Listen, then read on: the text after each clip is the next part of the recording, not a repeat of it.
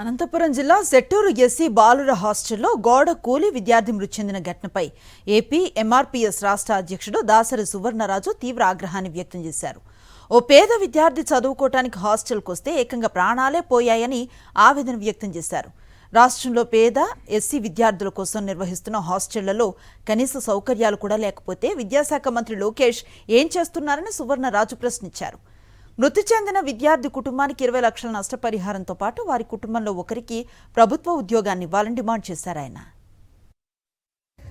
ఇక్కడ దాదాపు 130 మందికి పైగా విద్యార్థులు ఎస్సీ బాలుర హాస్టల్లో చదువుకోవటానికి వచ్చినటువంటి విద్యార్థులకి సరైనటువంటి వసతులు లేక మా బిడ్డలు ఇది ఎస్సీ హాస్టల్ కాబట్టే ప్రభుత్వం కానీ అలాగే ప్రభుత్వంలో ఉన్నటువంటి అధికారులు కానీ ఈ హాస్టల్ పట్ల ఈ హాస్టల్ యొక్క బాగోగులు చూసుకోకుండా నిర్లక్ష్యంగా వ్యవహరించడం వల్ల ఈరోజు మా బిడ్డలు ఇద్దరు ఎస్సీ బిడ్డలు ఒక బిడ్డ ఘోరంగా చనిపోవటం కూడా ఇది ప్రభుత్వ అధికారులు చేసిన నిర్లక్ష్యం వల్ల మా బిడ్డను కోల్పోయాను కూడా స్పష్టంగా కనబడుతూ ఉంది.